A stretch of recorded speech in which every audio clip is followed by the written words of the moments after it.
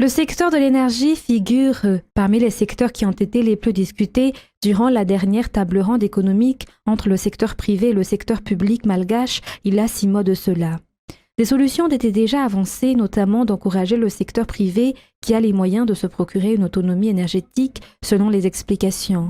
Parmi les problèmes du secteur privé également figure l'accès au financement mais aussi le remboursement des dettes fiscales. Tout cela a été évoqué lors de ce dialogue qui sert à faciliter et trouver des solutions aux problèmes des secteurs privés.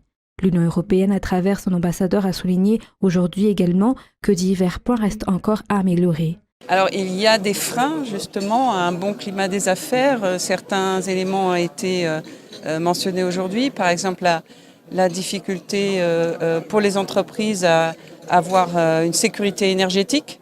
C'est vraiment fondamental. On a parlé de la Gérama. On voit que beaucoup d'opérateurs privés qui réussissent en fait s'équipent eux-mêmes de matériel, par exemple des petites centrales solaires ou même hydroélectriques qui leur permettent d'opérer en étant indépendants, autonomes. Et parfois, ça a été dit aussi, même s'ils ont les moyens, l'ambition de réaliser cette autonomie en matière énergétique, ils se heurtent aussi à des difficultés pour obtenir les autorisations, les agréments, etc. Ce dialogue entre public et privé d'aujourd'hui vise également à faire le bilan de la dernière édition.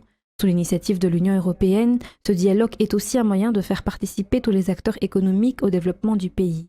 Parce que nous croyons fondamentalement au rôle du secteur privé comme acteur de développement du pays à long terme, un développement durable et inclusif. Et ce développement ne peut être généré par le secteur privé que s'il se fait dans un climat des affaires, un climat des investissements propice. Et ça, c'est le rôle du gouvernement. Donc partout, nous soutenons le dialogue parce que c'est uniquement par ce dialogue que le secteur privé et le secteur public peuvent converger vers cet objectif qui est pour le bien commun, le développement économique, social, environnemental, dans une perspective durable et créer des emplois.